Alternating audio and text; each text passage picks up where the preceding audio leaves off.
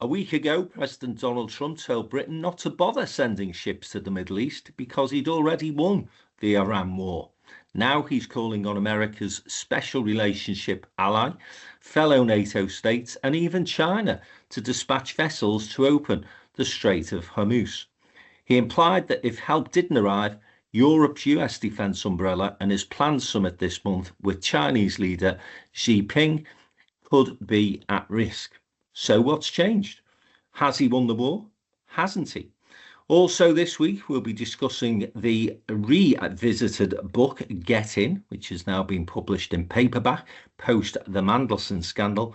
And we'll be looking at the interesting aspects of Richard Tice's tax affairs. I'm Frank McKenna. I'm back from MIPIM, and this is the Downtown Den Politics Podcast. The return of the sausages. All sorts of things that I would have wanted as a kid that I couldn't have, right? Famously, Sky TV. How'd that happen? I guess I just forgot what was going on. They're eating the dogs, the people that came in. They're eating the cats. Hey, it worked. So, guys, I've missed you so much during the past fortnight where you have held the fort more than well. And of course, I'm talking to my erstwhile colleagues, Jim Hancock and Joe Phillips. So I do thank you for your efforts over the past 2 weeks. I've listened carefully and with interest to your thoughts and opinions on what has been happening over that past fortnight. And of course, what has dominated the headlines inevitably has been the invasion of Iran by the United States and Israel. And I wonder whether or not the tail is wagging the dog when it comes to this particular conflict, because it seems to me that Netanyahu does have a strategy, which is just to bomb the buggery out of Iran for as long as he can possibly get away with it with the United States support, whereas the United States appear to have been dragged into something that they have no off-ramp for and are really struggling to justify to the American people. And if you look at the polls from the States, you will see that the important people, as far as American politics and polls are concerned, the independents, 6 in 10 are against the involvement of the United States in the Iranian conflict, whilst amongst Democrats, 84%, not surprisingly, are against. I think the MAGA movement is just about holding, with about 65% supporting the war. But overall, it seems to me, and it's difficult to gauge exactly what's happening because you don't get straight news from the American administration these days. You get spin and you get a lot of bluster and you get a lot of bragging. And as I say, President Trump was suggesting that the war had been won a week ago. But lo and behold, as gas prices and fuel prices absolutely rocket, he's now calling on the allies to support him. Jim, this all seems to me to be a rack on speed. At least when they went into Saddam Hussein's territory, took him out, there was troops on the ground, and there was a plan of sorts. It wasn't a particularly good one in the end. But this appears to be a situation where Trump has thought Iran would be like Venezuela.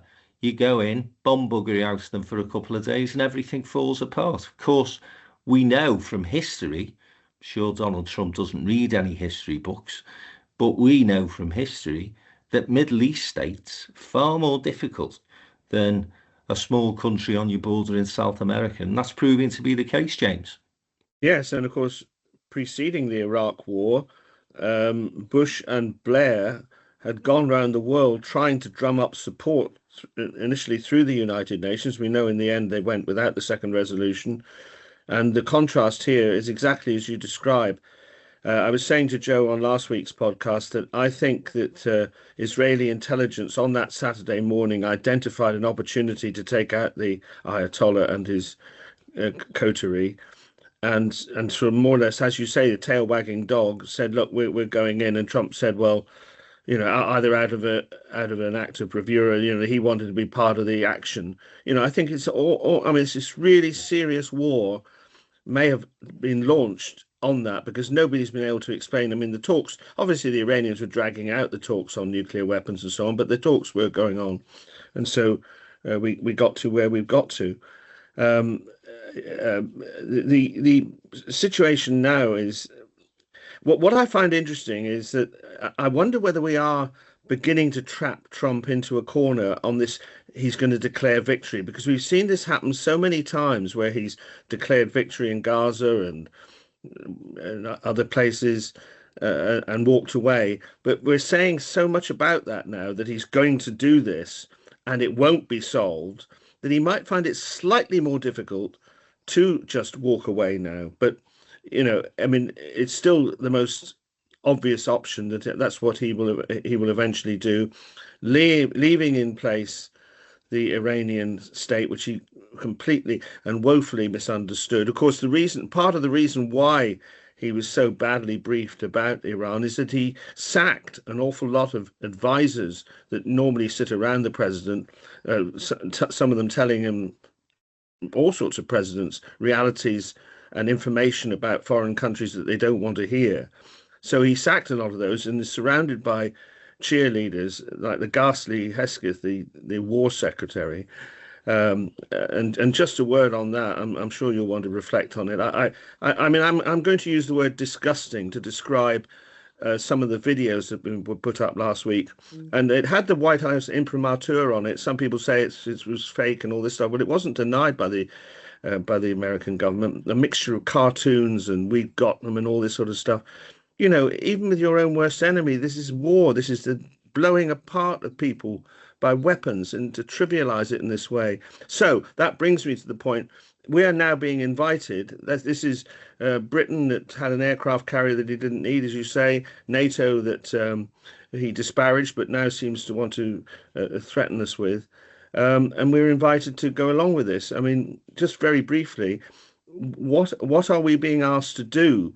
Again, there's vagueness about this. I mean, helping to clear mines in the Gulf of Hormuz, that's one thing. But, Trump seems to have got his eye on Hague Island now. We're going to be supporting American troops when they get from Japan, landing on Hague Island, and then we get sucked into it. And this is what we're being asked to do. But on the other hand, as Piers Morgan, who I'm not the greatest fan of, said yesterday, the lack of defence that this country has got and has been just demonstrated does point to a real worry that if we were under any sort of attack by the Russians, we'd have to get the United States to support us. So we've got to be just a bit careful with this guy. And I just don't know how Starmer, I mean, he's about to do a press conference, I think, how Starmer's going to react to this. It's a difficult balancing act for any British Prime Minister, because, as you say, Jim, we have a huge reliance on America for defence, for trade, for satellites, for the way in which the infrastructure of our country has been set up. And of course, this has all been done on the back of America being seen as a strong and reliable, credible ally. And that is not the case anymore. And it's incredible, isn't it, that you've got the Liberal Democrat leader of all people calling on the United Kingdom to develop its own nuclear weapon. Who would have predicted that 10 years ago? Sir Ed Davey saying we cannot rely on the Americans. And I'm sure that Keir Starmer and colleagues are reflecting on that very thing that you've just said, Jim. And what he's trying to do is tread this difficult line of trying to stay as close to Trump as he can, knowing that this war is an illegal war that the United States of Israel have entered into, whilst maintaining that defence umbrella that we've benefited from since the Second World War. I think the other point to make is that the United Kingdom has not totally refused to support and assist the United States. So drones, for example, have been sent to start to detect some of these landmines that have been set in Hormuz and I think that advanced technology that apparently the UK has and its intelligence is being used to good effect by the United States. So we're not entirely hands-free, hands clean, sorry, of what's going on in this conflict. I just wanted to pick up on one point in terms of the word that you used, Jim, disgusting. Even more disgusting than some of the pictures that were being posted from the White House was this total dismissal of those poor kids, over 100 of them, who were bombed to death because of a miscalculation of the American forces' target areas. You've got innocent children being absolutely massacred because of this war. And we know that in war, innocent people become victims. What we usually see from people on our side is some regret, an apology when that sort of thing happens. For that bastard Hesketh to stand there and almost be triumphant in the fact that those poor children had been murdered was, as you rightly described, Jim, absolutely disgusting. So I think, from perspective of not just the United Kingdom, but the other allies as well, France, Germany, Canada, they've all been semi-critical of this approach. My fear, though, Joe, is just picking up on what Jim said. The off-ramp is getting narrower and narrower for Trump. And I do think he's being driven by Netanyahu and the hawks within his own administration, like Hesketh, like Steve Miller, who are now saying, joined, by the way, by some Democrats, you can't be a little bit pregnant. So you've gone into Iran, you've bombed buggery out of it, you've got to now finish the job. Now, I still think they're underestimating the Iranians and the administration there, the leadership in Iran. But nonetheless, I'm not convinced that we are going to see a speedy end to this conflict. No, I think you're right. And I think, because Trump went into this, either on the coattails or just in front of Netanyahu, but certainly at Netanyahu's bidding, he went in. I mean, I don't suppose for 1 minute that either he or Hesketh consulted a map. I should imagine that Trump probably thinks that the Arabian Gulf and the Persian Gulf are two separate places. He clearly doesn't understand that Iran is on the opposite side of the Gulf. And the utter betrayal of the fact that they were planning is a very loose term in this case, but they were working out how to go in and bomb Iran whilst Trump's people were having talks in the with the Gulf states. So he's burnt those bridges with the Gulf states. And I think you're right. I mean, I don't think there is an off-ramp because he didn't know where he was going. I mean, it's like a cartoon car hurtling over the edge, and the whole thing is being couched in this appalling sort of video game Pete Hesketh mentality of we're the good guys, they're the bad guys, we're going to win because we're the good guys, whether we're Bruce Willis or Tom Cruise or whoever you happen to be following at that particular second. I mean, I think Keir Starmer so far has played a very good game on treading on eggshells and a tightrope, between not being unsupportive but making it absolutely clear, as General Sir Nick Carter, the former Chief of Defence Staff, said this morning, this is not a NATO war. This is a war, probably illegal, of choice, a choice made by America and Israel, with no consultation with any allies. And given that Trump has done nothing but slag off Europe and NATO pretty much since he got into power this time round, why would any NATO country want to go and support him when it is clear that, as you say, Frank, there is no off-ramp? What's the aim? So you've got rid of one person. We don't know even whether the successor supreme leader is even alive or compos mentis or even in the country. The complete ignorance about Iran. It's more than 90 million people. It doesn't even have one language. You know, I mean, Farsi is the official language, but there are many languages spoken throughout that huge country. And what Trump's done is, you know, created chaos. And even if you were to send an armada of ships from every NATO country and Japan and Canada and everywhere else, there's nothing to say that the shipping companies would A, get the insurance, or B, be willing to let their ships, their vessels and their crews go through that dangerous area. You know, they might just say, look, I tell you what, we'll take the hit and we'll go the long way around, right round the Cape. But again, I think this is a further indication of the misunderstanding of Trump and some of the people around him of the difficulties and challenges that you were always going to face if you kicked off this conflict. And it's why previous American presidents have pulled back into going in at the, you know, they've all had the biggest army in the world to utilize should they wish to do so. But you take the diplomatic route. And of course, the irony being that Obama had already negotiated a nuclear freeze deal with Iran. And Trump decided to rip it up because it was Obama who negotiated it. It's absolute bloody nonsense. But let me just turn to domestic politics, if I may, for a moment, and not just here, but in the States as well. So in the States, what's been interesting is I've mentioned Hesketh, I've mentioned Steve Miller, but then you've got people such as Joe Rogan, a very influential MAGA podcaster.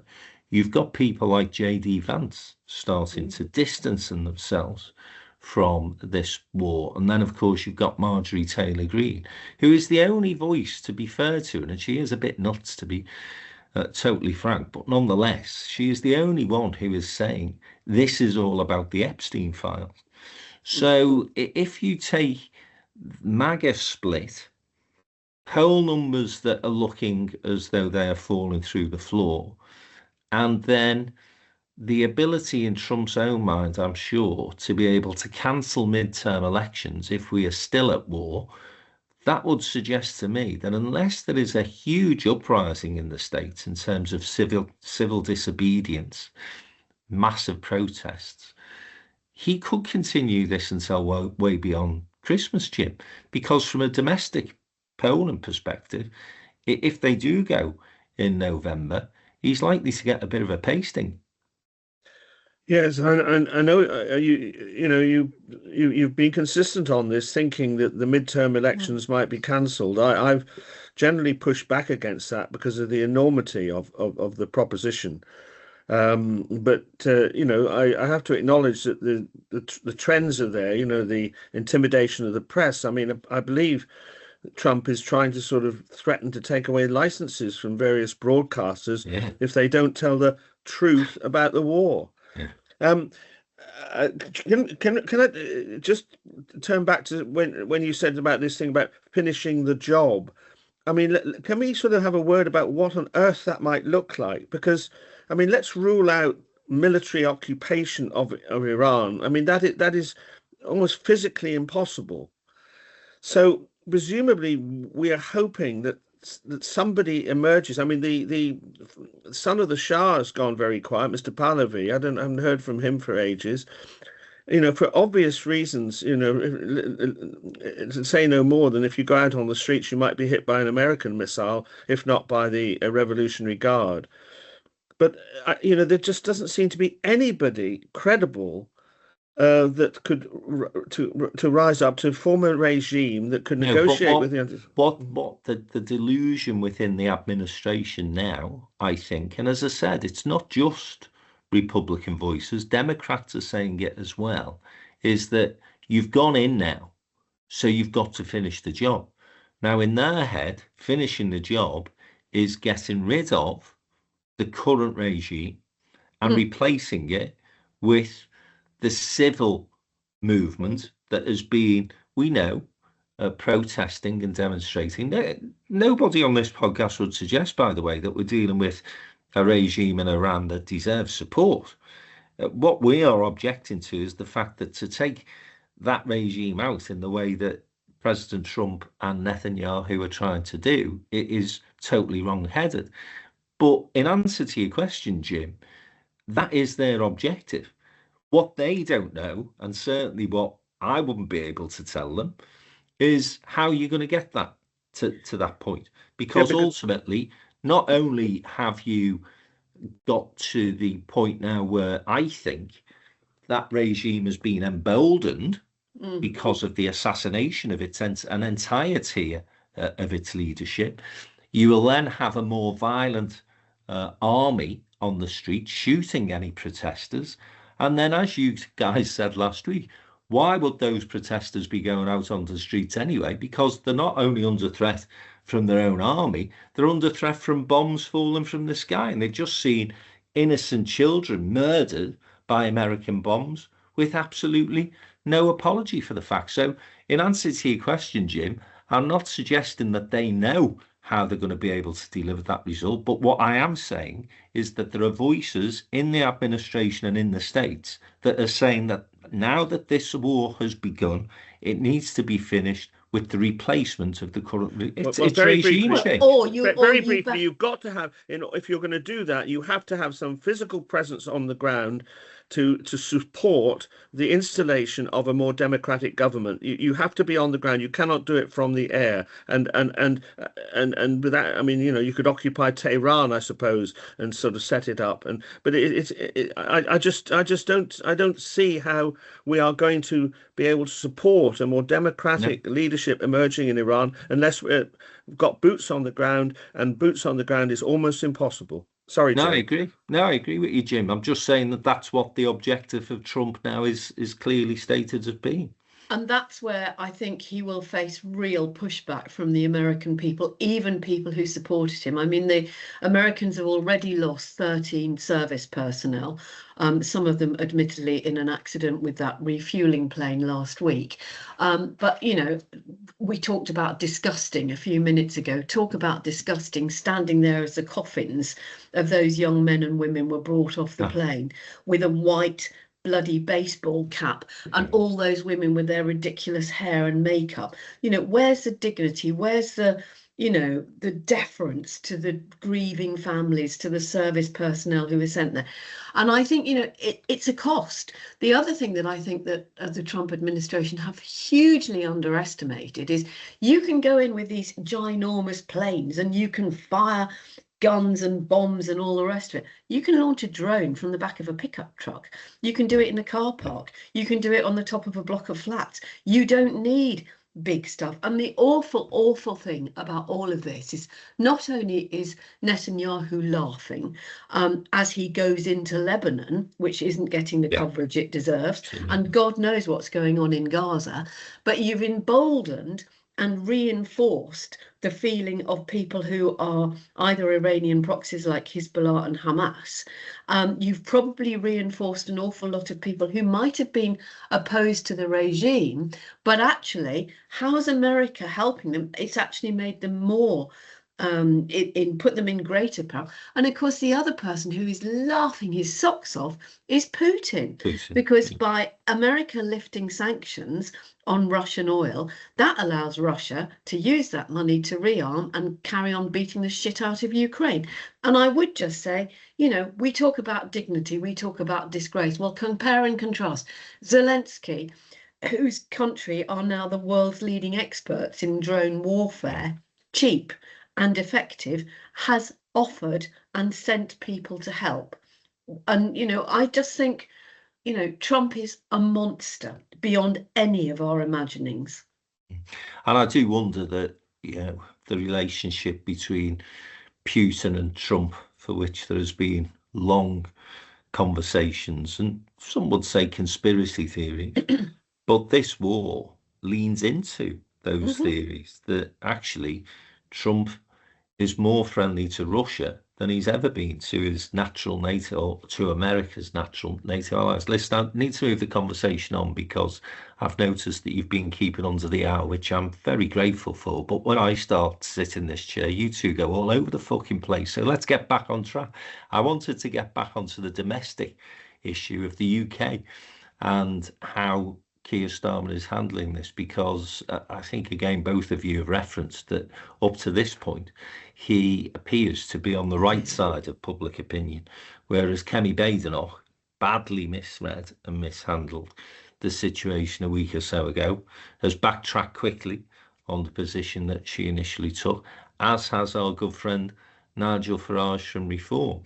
I have to say, Robert Jenrick totally contradicted his leader, didn't he, in an interview on Laura Kuenssberg. It was a surprise to me to see someone from Reform on her programme on the BBC astonishing, flagship really. programme. But there you go, particularly given the Greens won that by-election a couple of weeks ago. But they and of course ahead in many of the polls now. But hey, listen, let's not get caught up in BBC bashing this week. Keir Starmer, Joe, handling this situation well, do you think?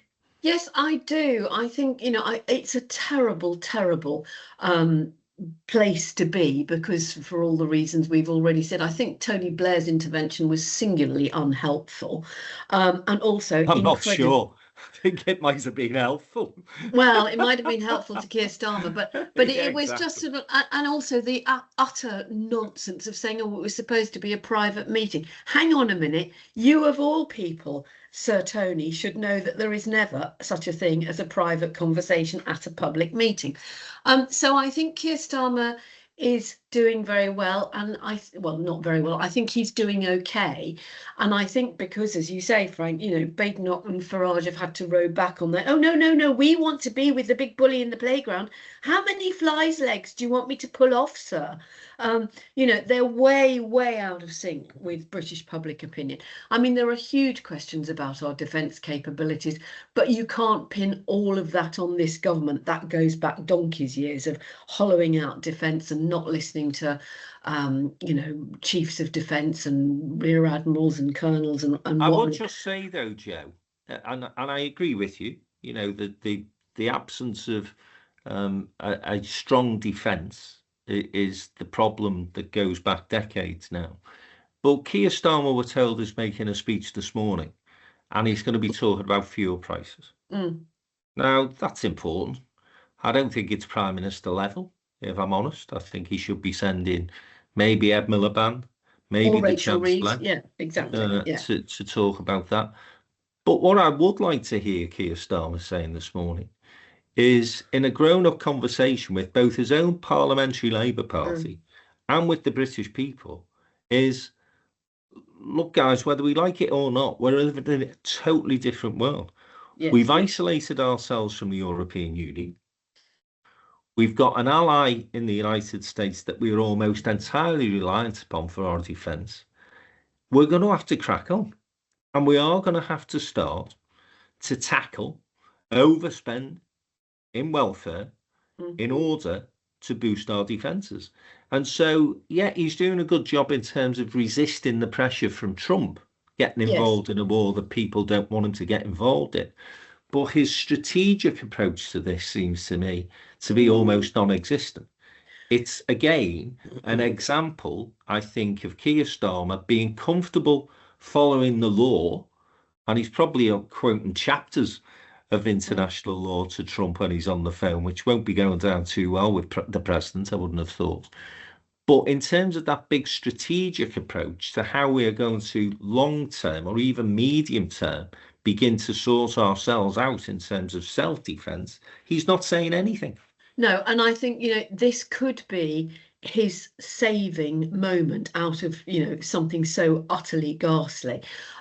Because if he can be the steady, sensible, grown-up leader, and I think you're absolutely right, Frank, don't go out there and talk about whatever you're going to do to help people with fuel, oil, the cost of oil for central heating, which is, not protected by the price cap. Send out Ed Miliband or send out Rachel Reeves or a junior minister. But he actually almost needs to do the COVID thing and say, like it or not, for all the reasons that you've just said, we need to be on a semi-war footing. That means spending money on defence. We're going to, cut the triple lock so that our grandchildren don't have to go to fight. We're going to harness the skills of our young people who are absolutely perfect at, flying drones because they spend hours on video games and stuff like that. And we need to get fitter. We need to look at, as I've said a million times before, food security, energy security, cyber security, all of those things. And that's really what he ought to be doing. And he would, I think, he'll be attacked by the Mail, he'll be attacked by the Telegraph, he'll be attacked by Kemi Badenoch and Nigel Farage. But I think most people are feeling genuinely anxious, if not a little bit frightened, and it won't take very much for a bad actor to interrupt energy supplies or bring down the banks, or you don't have to do it for very long. You only need to do it for 20 minutes to cause utter chaos. I mean, look what happened with Marks and Spencers and Jaguar Land Rover. And it is the cost of living, but people need to feel safe. And I think, this is Keir Starmer's moment, freed from the shackles of Morgan McSweeney. And he's got, a million and one other problems to deal with, which we will talk about in a minute, I'm sure.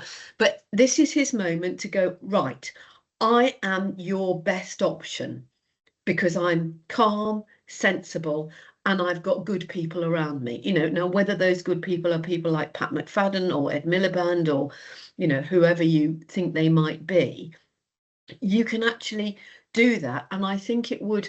It might not help him in the May elections, but actually they're slightly irrelevant in a way because this is much more serious. Jim, Keir Starmer's performance as far as the war's concerned thus far? Yes, I think it's been good. I mean, it moved fairly fast, initially saying no to the president and then saying we will allow our bases to be used in a defensive context. I mean, in reality, it's very difficult for Keir Starmer to tell whether American bomber leaving Fairford and Gloucestershire is going on purely defensive exercises or not.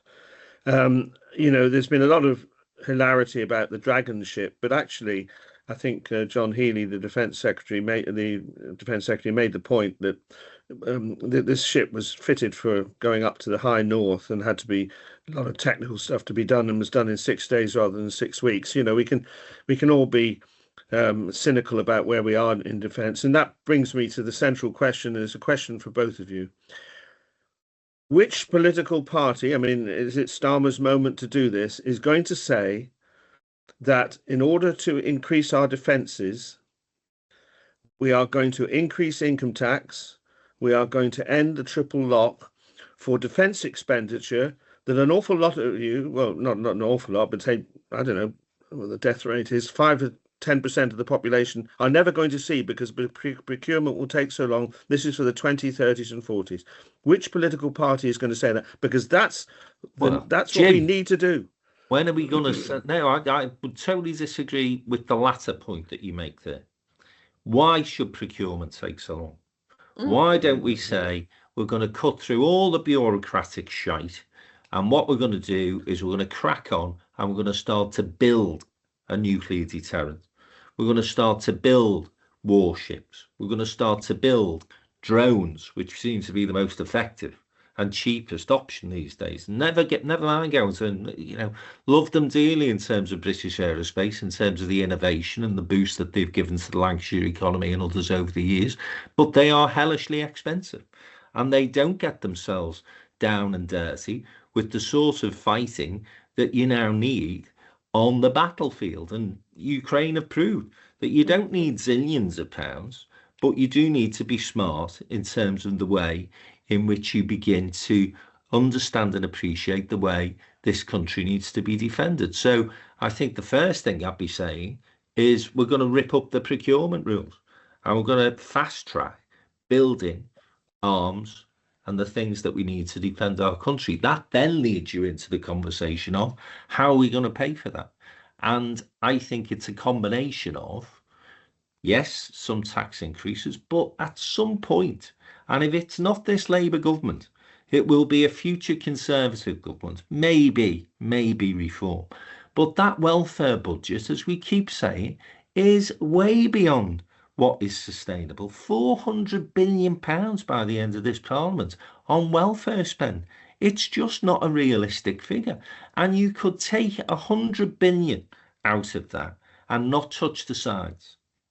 And honestly, unless and until a government is prepared to get a grip of that, totally out of control under the previous administration, but this administration hasn't even put the handbrake on.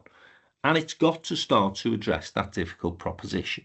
And I think that's why his speech this morning, and I may be unkind, but nothing's been trailed. And I think if he was going to make a major statement about defence spending, we would have had an inkling by now that that was going to be the case. It's a missed opportunity, in my view, that he's going on. We're going to help a few people with the royal charges. Well, yeah, that's great, Keir, but how are you going to stop us getting bombed? But with Labour losing votes to the left more than to the right, and given you know the Labour Party better than I do, Frank, temperamentally at their gut, at the basis for their existence is to resist drastic cuts in welfare benefits. I respect that as a political thing. I just don't see the Labour Party, the Labour government being capable I thought of it. The main principle of the Labour Party was to create Labour. And that's it. It's in the name, isn't the clue in the name?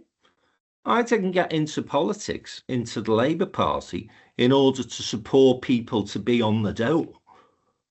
That isn't something that is of any great merit. That's not socialism. It's certainly not democratic socialism. It's not social democracy. What that is shirking your responsibility to have a mature and grown-up conversation with the British people to say, so what you want a fully functioning national health service.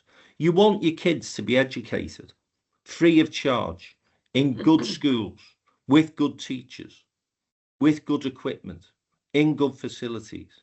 You want your roads and the potholes to be filled in. You want your care services to be sorted out.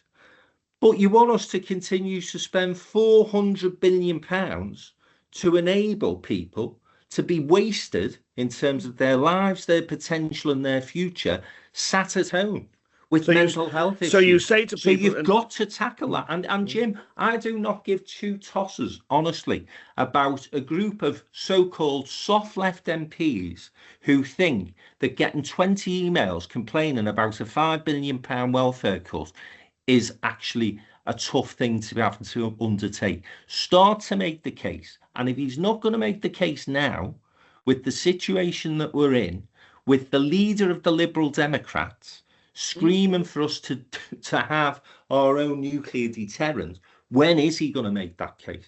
Well, Robert Jenrick has actually said, and I mentioned this last week, and I admired him in that sense for saying it, that people who are suffering from mild depression needn't look to, I'm putting words slightly in his mouth, needn't look to a reform government for welfare benefits. Those are the sort of practical messages that are going to have to be given, because these are the people who are on the backs of Labour MPs as well, you know, saying I'm suffering from depression and I need to be on, you know, but the problem that they've got, Jim, is that the people who haven't got time to send them emails to complain. They're working. Are the people who are saying, not in the pubs these days, but in the wine bars and in the restaurants, and the people who I was sat with me yesterday at Mother's Day celebrations are saying, what the bloody hell are we doing? Paying all this money to people who just want to work from home and have got, as you rightly say, mild depression. So, as I say, for me, on the initial reaction to resisting Trump's request for strong support for the war, I have a slightly different sort of take on why the change happened over those 48 hours. When people are firing drones at your British bases and Cyprus, I think you've got an opportunity to sort of tweak your position. But ultimately, if he doesn't see this as a big opportunity to move the dial in terms of the way this government is performing, then I think it's a missed opportunity. And perhaps that is a decent segue into what we're going to discuss after the break, when, as I say, this book that I did refer to a while ago, so Yet In, has been reissued in paperback with details of how the Mandelson scandal happened. So stay with us. We'll be back after this short break.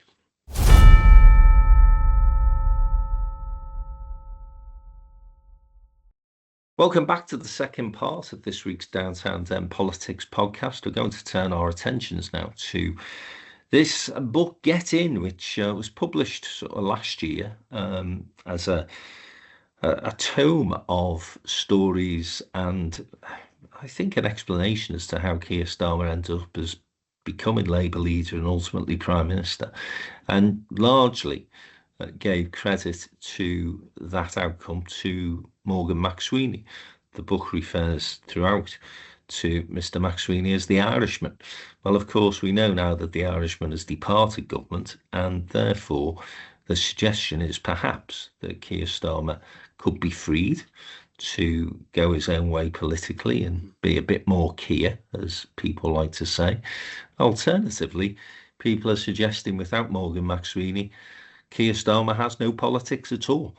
And if you read the latest instalment of Get In, which is now being published in paperback, the authors, I should say, Patrick Maguire and Gabriel Pogren, they have been, I think, kind at one level in suggesting that Keir Starmer actually didn't know much about what was happening with Peter Mandelson's appointment, but of course critical on the basis that when your most important ambassador is being appointed, perhaps it's the Prime Minister's job to show a bit more interest than he did. And of course, this has ended up with Peter Mandelson being sacked a couple of months ago. Papers being released this week that have been further embarrassment to the government. And Keir Starmer now saying, well, obviously the book stops with me. I think that what the book suggested first time around and what it sort of leans into even more in terms of the paperback edition is that Keir Starmer is more lawyer than politician, and evidences that with things such as the Southport riots, how that was quickly quashed because he was able to draw on his experience as director of public prosecutions. And of course, if you look at the attitude he has to conflicts breaking out across the world, for example, or even immigration law and rules, he always follows the legal route. And ultimately, it's in those areas where you would arguably say he's been most successful. But when it comes to political instinct, such as an appointment to the American ambassador's role, Joe, he's not on the ball, he's not that interested, and he delegates responsibility to other people. I think that's a problem. Other people might say, well, should the Prime Minister be embroiled in stuff like that? What are you thinking? Well, I think I only read the extracts in the Sunday Times over the weekend, but the book, it paints a very sad picture, I think, of a man who is a vacuum, who's got no political antennae, and the word that I have often used on this podcast, absolutely no curiosity. And the appointment, because what I find so difficult to grapple with on the whole Mandelson thing is because Keir Starmer is cautious, to a fault, some might argue, you would have thought that having had Karen Pierce, who was our ambassador in America before she left to be succeeded by Mandelson, saying, Epstein is going to become really, really big here stateside.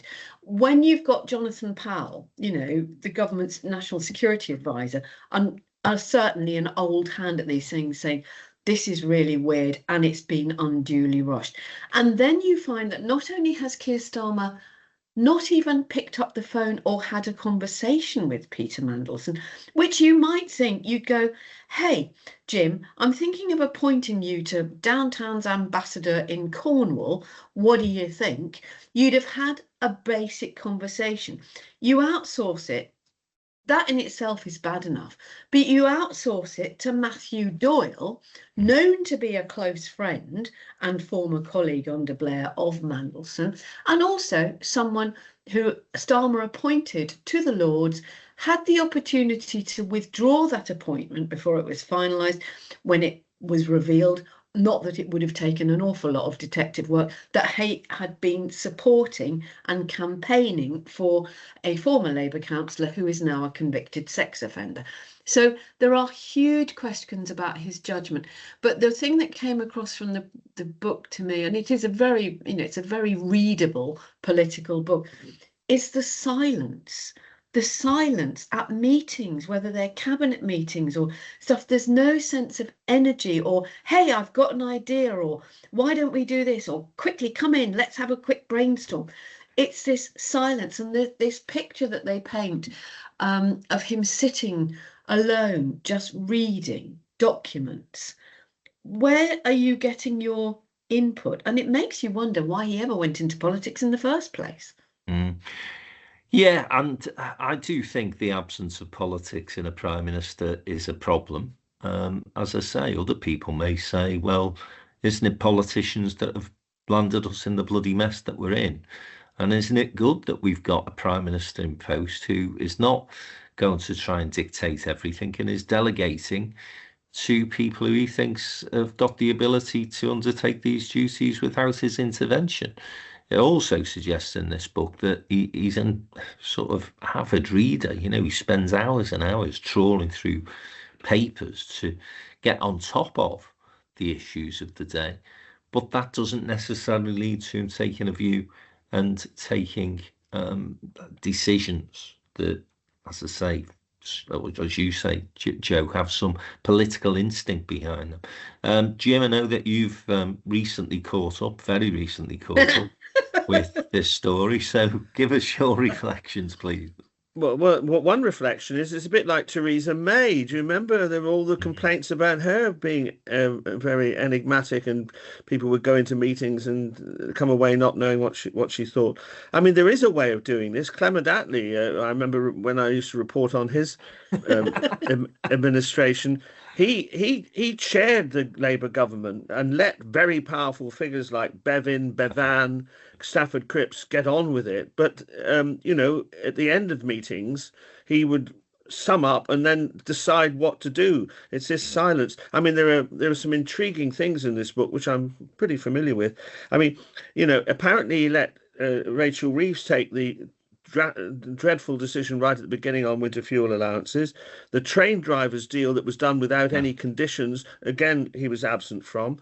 I've always wondered why Johnny Reynolds, the excellent MP for Stalybridge, was sacked as business secretary. Well, we know now, because he said he was threatening to do all sorts of things in order to save the steel industry. But when Keir Starmer was asked, well, this, that and the other, but what do you actually think here? Should we save Scunthorpe Steel?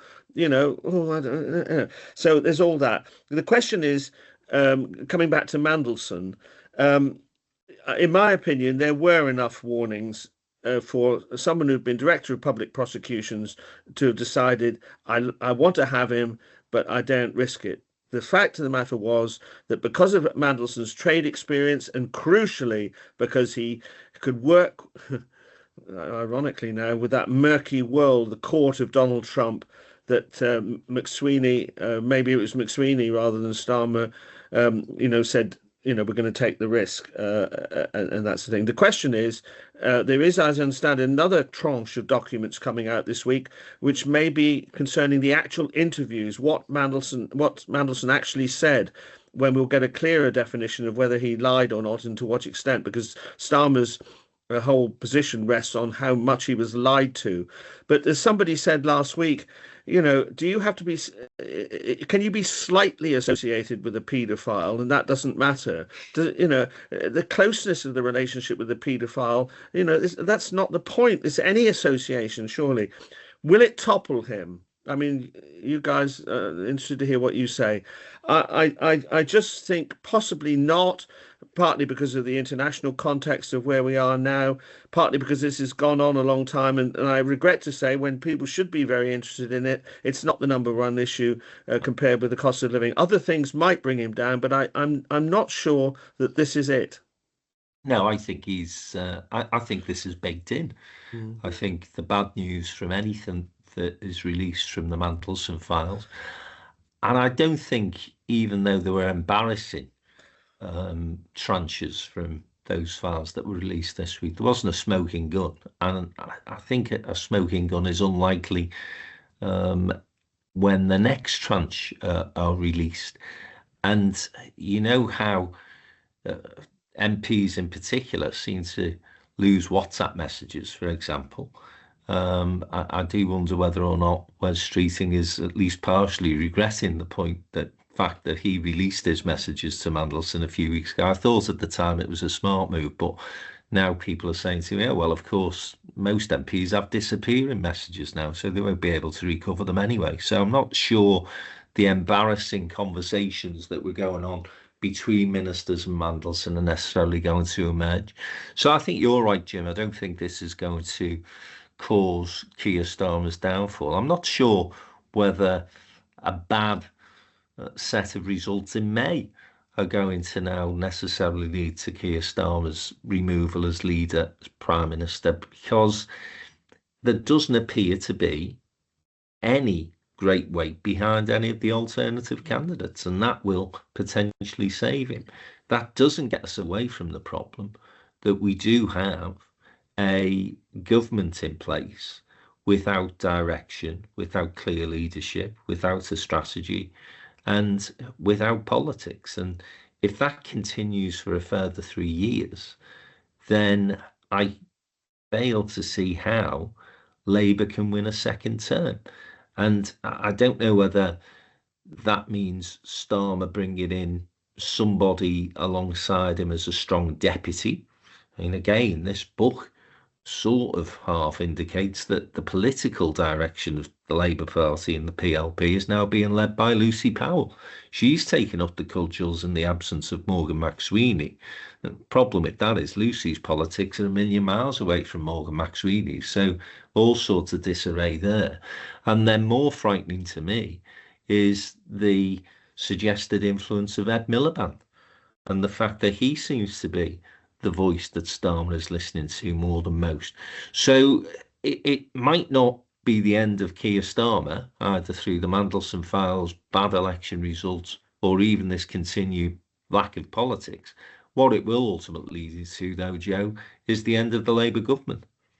Yes, and I think, the fracturing, if not the complete end of the Labour Party, because, whilst the Greens are on a huge bounce at the moment, whether that lasts up until the next election, remains to be seen. It's a little bit like Reform, really. And in one way, the bounce of the Greens has taken the shine off Reform. Reform is looking increasingly out of sync with the British public when it comes to Trump. Immigration is an issue, but it's not at the top. It probably is in some places, but it's not at the top against the cost of living. And although Reform will try and blame that on immigrants, I think, the public are much too savvy to take that thing. So I think, everything is different. And Ed Davey, who, like you, Frank, I thought, good heavens, I never thought I'd hear a Liberal Democrat leader say we must build our own nuclear deterrent. Of course, under my old boss, Paddy Ashdown, we wouldn't have needed one because he'd have gone in with a knife in his teeth and done it himself. But, actually, maybe it is time for Keir Starmer, whilst this conflict is going on in the Middle East, is to bring in people like Ed Davey and have a conversation that maybe we now need to look at a national government, albeit temporary, but you could in a way sell that to the public. And you could say, right, you bring in a few sensible people to talk about these big issues like welfare, but primarily defence.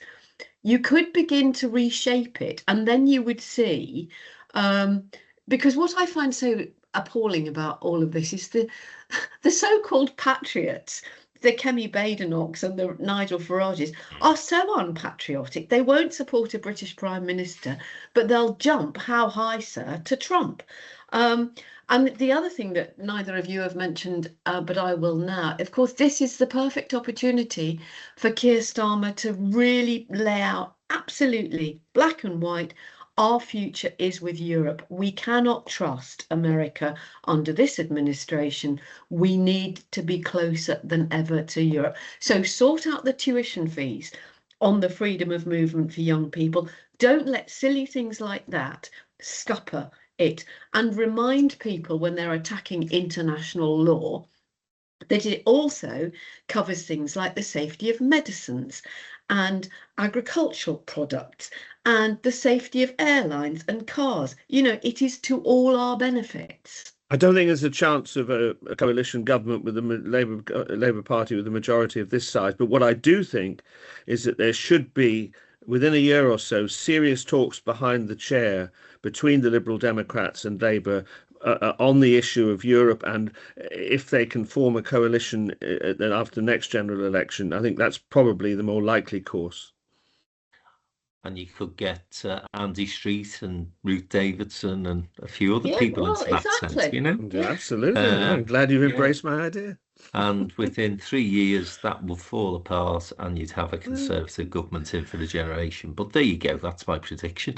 I could well see that on the basis that people will, in the way they want the Conservatives, not want a reform government, some sort of cobbled together progressive coalition coming together after the next election, which would include the Greens as well.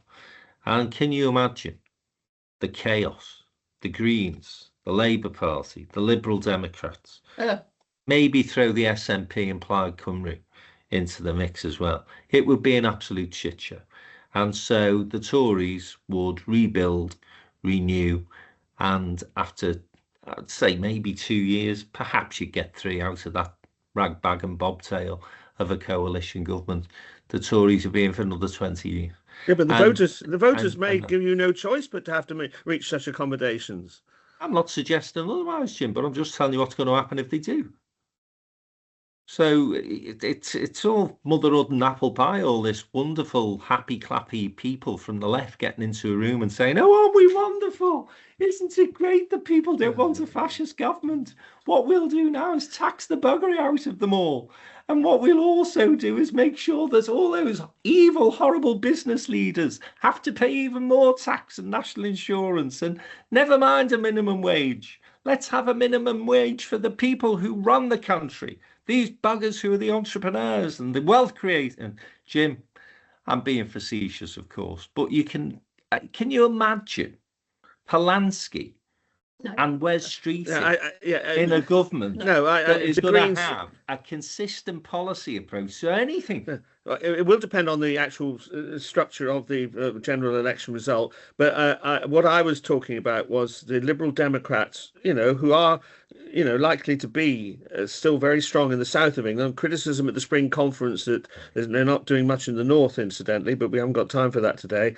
But a serious discussion between the Lib Dems and Labour. And I have to say, possibly to Joe's embarrassment, that the Lib Dems did not find it, well, they probably found it difficult, but they were capable of being in an austerity government. So there's nothing particularly wishy-washy about Lib Dems taking some tough decisions. No, and Ed Davey was a minister in that government. I don't think the numbers add up at the moment. We don't know what the numbers will be anyway. No, I think it'll be a minority. I mean, well, the other thing, of course, is you bring in PR, and then that changes. You just have chaotic government forever. I mean, you've got a situation where in Liverpool, for example, last week there was a by-election. It was a Liberal Democrat held seat. The Greens won it. So I think you're right, Jim. Unless and until the Lib Dems can get a better operation in the north, we've got a very bright leader here. I think Joe's done some, or you may have done some media training with. Carl Cashman, our producer, Francesca King's very impressed by Carl. I'm not sure about his politics, but she's very impressed by Carl. And the thing is that if you've got the Liberal Democrats in Liverpool losing to the Greens, then that suggests to me that they've got a problem in the northwest. And if you're not going to win seats in the north, you're not going to have enough seats to complement a Lib-Lab pact. So listen, this is all way off, I suppose, but it's always worth reflecting. And I need to move the conversation on because I was telling you two off for going off piste, and I've done exactly the same thing. Let me just turn our attentions to reform. And the party has, as Jim predicted in our New Year special plateaued in terms of its support, and see, worse than that, it is apparently shedding votes. And this potentially comes from the far right having a plethora of choices now. You've got advanced and re-advanced and well-advanced and all sorts of sorts of right-wing parties carrying on. And that seems to have split the vote. But also there've been, I think, a number of missteps. And one of those, I think, was Farage's decision to take on too many high-profile former Conservative ministers. Jenrick, Braverman, and Zahawi. That's the man. And now the latest scandal that they are embroiled in, I think that finally the press are starting to take notice of this, is the deputy leader, Richard Tice, has apparently been able to avoid, legally I guess, £600,000 of tax payments. And this will go down like a cup of cold sick with the good people of Rochdale, Wigan, Bradford and Bristol, who will see this, I guess, as tax dodging. I'm sure Mr. Tice will be able to offer an explanation as to why he didn't want to offer £600,000 to support defence in our country as one option as to the way that money could be invested.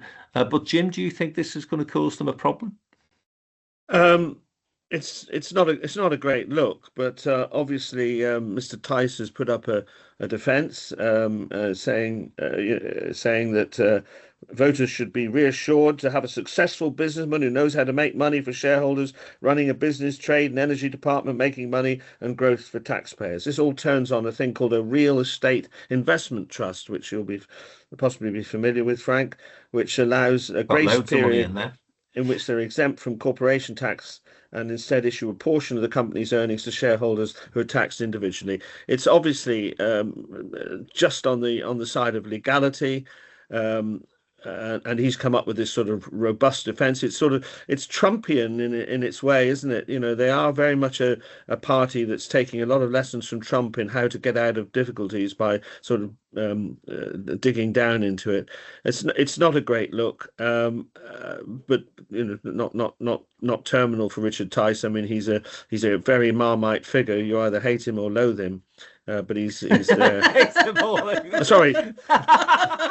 No, you were right first time. You either hate him or loathe him. Anyway, that's the position with it. You know, the overall position of reform. Yeah, I mean there are fringe parties to the right of them. Oh, God knows what Advance UK's got to offer. More to the right than Reform UK, but they seem to have just gone off the top. I'd like to see a by-election in an area more favourable to them than Denton and Gorton, and we'll see. Of course, we'll have the big tests in the local elections. I think the point that you make there, Jim, they have gone very Trumpian, and you know, again, poll after poll shows how unpopular Mr. Trump is with the voters of this country. So I think.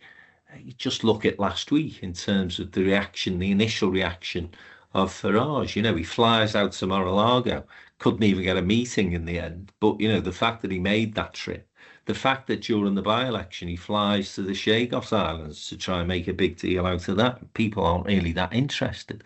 So it's those, I think, missteps in terms of, we talk about instinct. The thing that Farage has been really good at over a decade now is tapping into UK psyche and the electorate's concerns. He seems to be losing that a little bit. And as I say, if they keep leaning into the Trumpian approach, trying to bully journalists, particularly female journalists, trying to brush off £600,000 worth of tax avoidance, trying to continuously simply say, this is all the fault of immigrants. I just don't think that is going to be a sustainable message for the next 3 years. So unless they are able to change tack quite dramatically, I would suspect that their support has plateaued and will continue to reduce. And I say that obviously with great pleasure, but also on a serious note, I think that it gives the Conservatives a great opportunity. And there's a interesting report that's just been released from a group called, I think I'm right in saying, Young Conservatives. That makes for interesting reading, with some suggestions that I wouldn't necessarily agree with, but interesting nonetheless. One of which is get rid of the triple lock, Kemi, because young people need to be thought about in terms of their futures as well. So we'll see. I think Tice could be in a bit of trouble because Labour seem to have finally woken up to the fact that just because you're in government doesn't mean you can't attack your opponents. And they've called on an investigation into his tax affairs. So it'll be interesting to see if that unearths anything. Right, the final segment today, I just wanted to have a brief word about somebody who I knew not particularly well, but knew well enough to understand and appreciate that he was very dedicated to public service, was a good MP, and did a number of events for Downtown in Business, probably around a decade ago or so now, and that was Phil Wallace, who sadly passed away at the weekend, a victim of brain cancer. Jim, I think you knew him a little better than I did. A decent man, a good public servant, and a good MP up in the Oldham area, if I remember correctly. Yes, he was the MP for Oldham East and Saddleworth, and had a background in public affairs. So he was easy to get on with as a journalist. He knew we had our job to do and he had his job to do, but he did it with a great sense of humour. And lost his seat in the most extraordinary circumstances.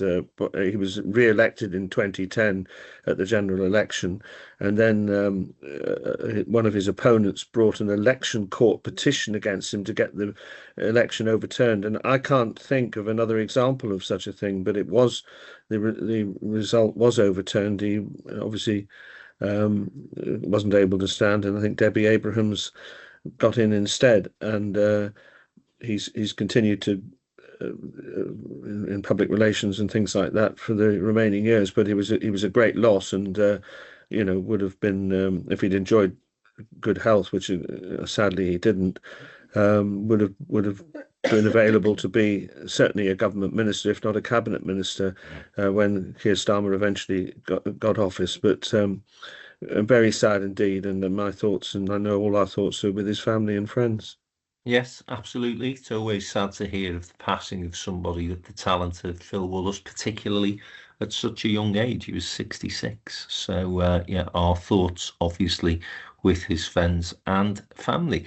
So that brings us to the close of another Downtown Den Politics podcast. We've covered all sorts of things this week, haven't we? And we've even had me doing my best Elder Ogden impression when I was trying to describe what a left-wing lunatic coalition government that Jim seems to be driving us towards might look like. So we'll see. Francesca King, thanks very much for producing this week's programme. Thanks for putting up with us for another week. And I will see you all, I'm sure, in 7 days' time, when we will see what has developed in the Middle East, and also, I'm sure, what is happening in domestic politics as well will become more interesting as we fast approach those May local elections. Thanks for joining us once again. Have a great 7 days. See you all next week.